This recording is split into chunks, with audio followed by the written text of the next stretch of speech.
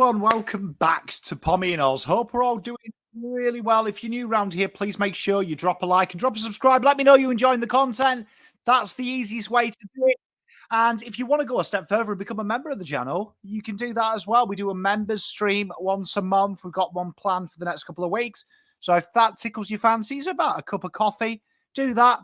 We do giveaways. We do all sorts. So thank you very much. And we're here with the preview of Carlton versus Geelong. The select game this week as well for you opposition fans is the Friday night fixture, which we're all eagerly anticipating. So stay tuned as well for a full preview of that game. But that will be on the Friday night with the Lions facing the Demons. So I am really looking forward to that one. But let's get straight into it. Big game for the Blues here. 0-1-0, currently 9th. We've been there before, haven't we? And this is a game here, I feel like suddenly I have a lot of questions, and we're going to go through that. But one of the noticeable takeouts this week was Carlton really slowed that ball movement down, which is kind of straying away from what they were about last season, which got us all excited really at this time last year. And it was an interesting one because you go back and watch the Richmond replay, the second game last year where they beat us, you can see that that was our own worst enemy. So to an extent, obviously Vossi has seen that the method genuinely to beat Richmond, there's two. There's one, doing what Carlton did the first time, going toe-to-toe and backing yourself in and trying to outrun them, which is very hard to do. They are probably the best goal-scoring side without the ball in the history of the AFL, that transition game. But the big question mark about this Richmond side was always, can they score organically? Can they score without the ball live, active, as they call it in the AFL? And for the most part, you kind of saw they can't. Plus 20-odd inside 50s, the backline held up. Very, very high kick to handball ratio, very un-Voss-like, very slow to play on from the mark. Ironically, we did play on the mark in the fourth, which could have been our downfall if you want to be pedantic. And yeah, it was a bit lackluster, wasn't it? It wasn't pretty. One pretty. It reminded me of Shaun Dux, Everton, 11 men behind the ball all the time. And I was waiting for Carlton to go into second gear, third gear, and we didn't really see it. Now, Geelong, on the other hand, as Collingwood proved, even with Tom Stewart, you look at the way that they won the game, Tom Stewart wasn't really a part of it. Incredible around the centre clearance now with Tom Mitchell, and playing quick, playing hard, utilising the corridor and utilising the switch are huge facets. Now, Carlton last year were in the high 80s for looking for that outlet down the wing. It was a big part of it. And if Carlton can find somewhere between what they did in round one in patches, but go back to the old way, that is kind of the base model of how to beat them. It's going to be an interesting one because I don't know how to feel. Part of me is very disappointed. Part of me understands tactically why that was important. But I will caveat it with this. I am treating this side like a top four side.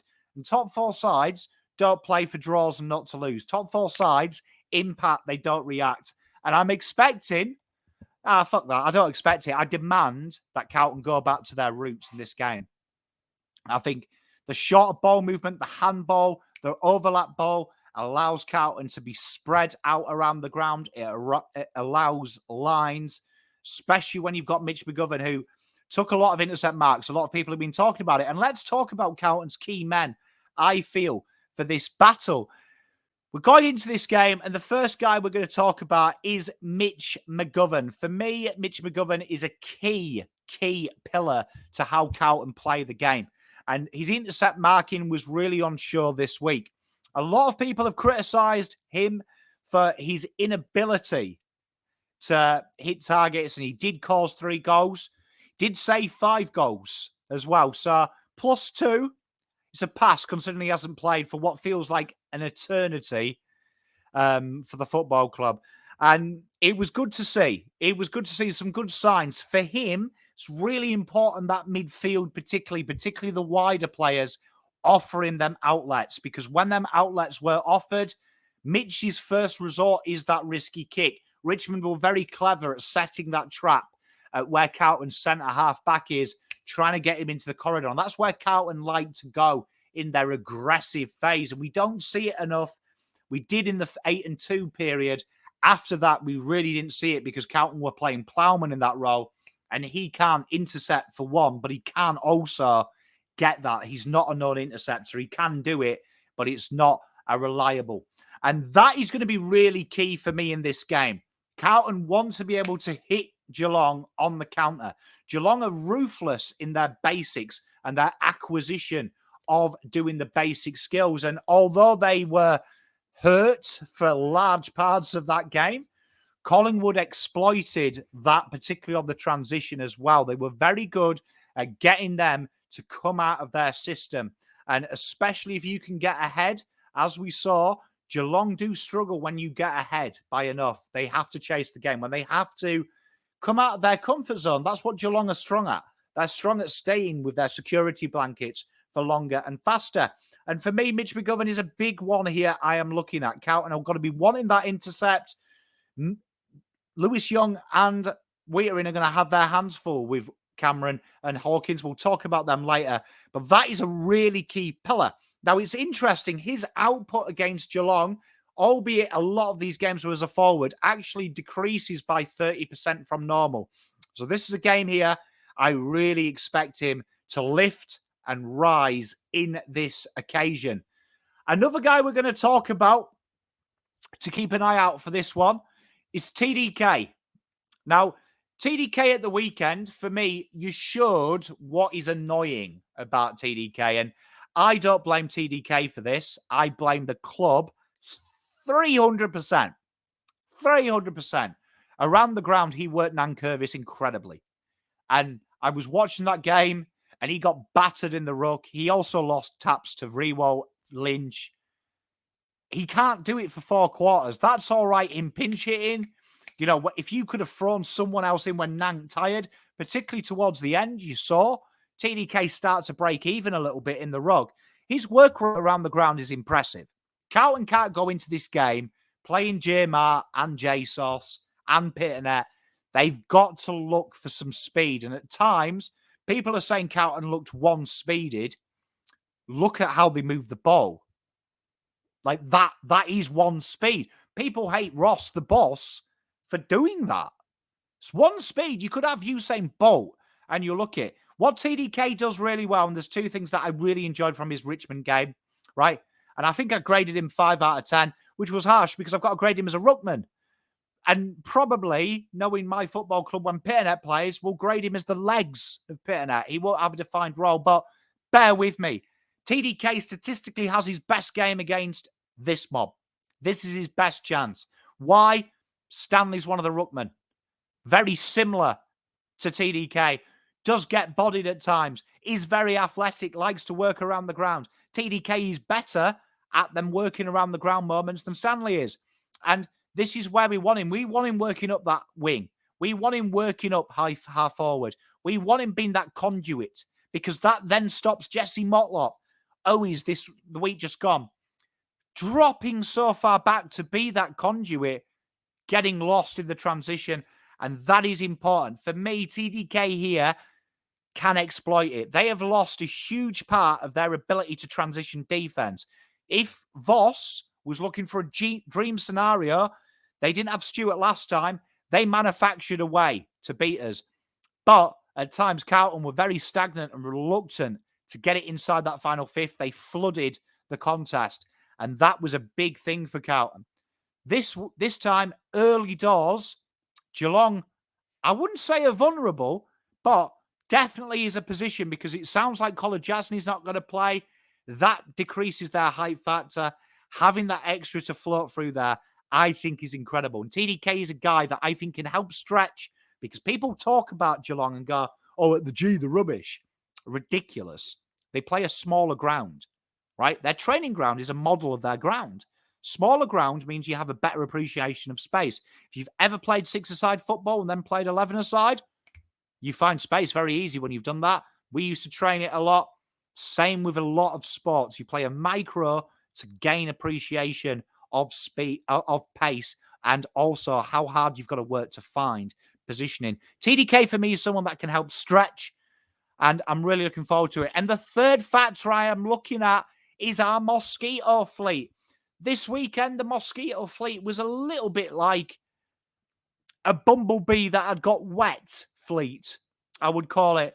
And a big thing that is killing me with Carlton Football Club at the minute, and if you go back and watch the St Kilda Fremantle game, there's a great example of it. Two things that they did very well, because it's Ross overcoaches the basics, and that's why he's considered boring. One, running to the ball carrier, creating that easy outlet so you have the easy kick, you have the overpass. People talk about Carlton's kicking, God, they're a bad kicking side. You get any AFL footballer to make 30 meter kicks as standard through 4 people on a 2-on-1, your kicking stats would be shite. Look at a lot of the good kickers.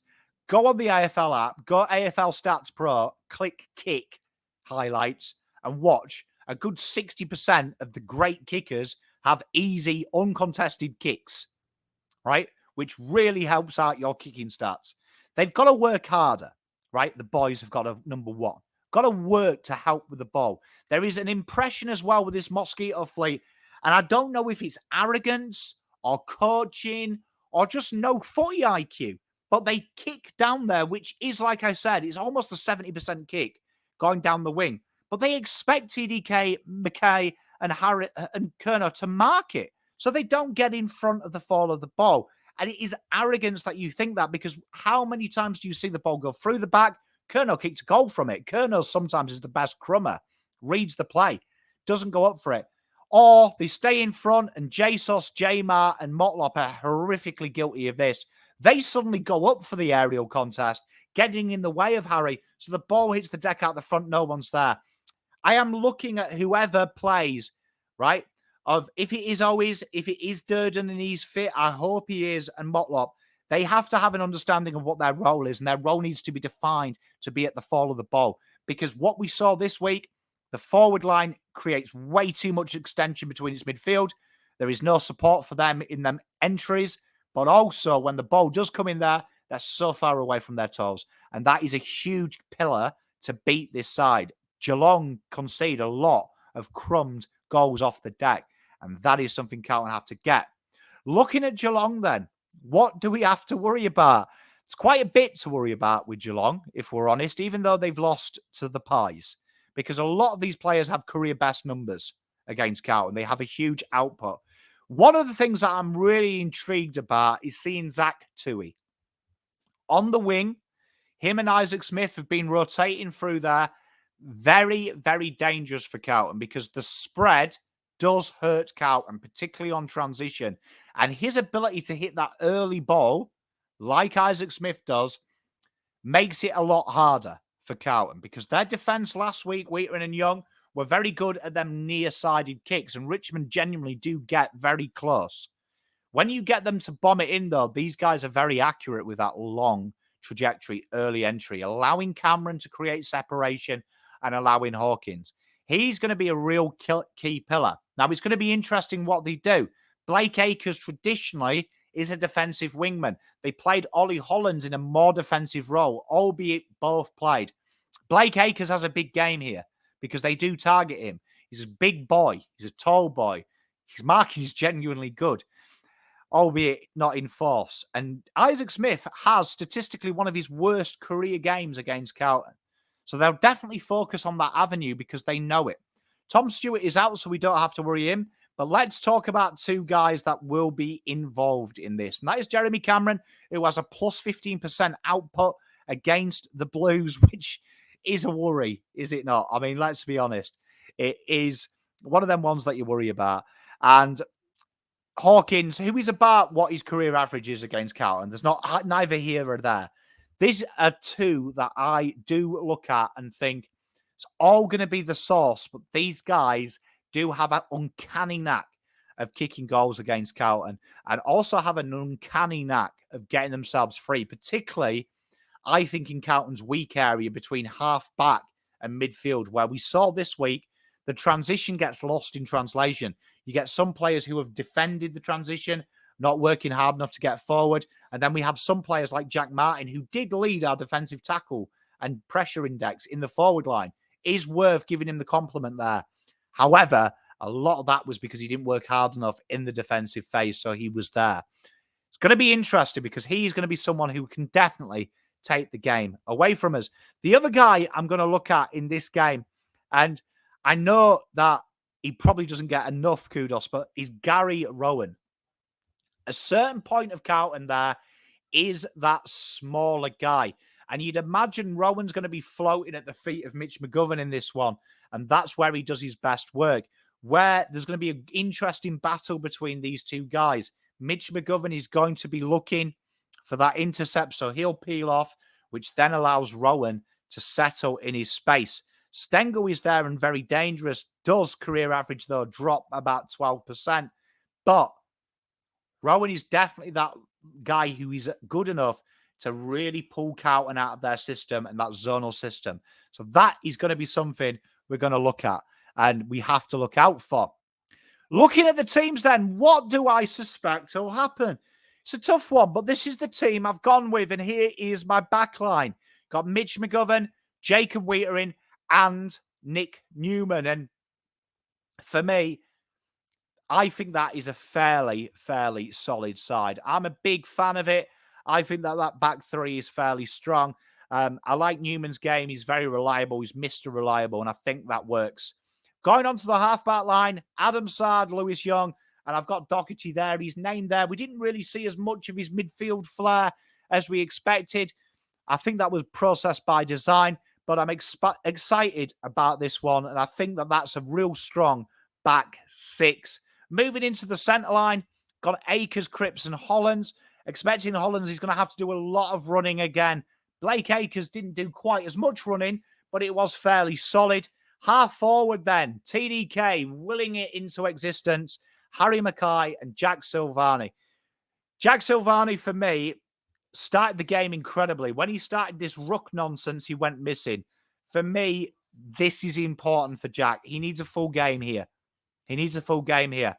I still question this half forward is up for grabs. We need a good one. For me, Jack has the highest floor out of all of the guys we rotate through here.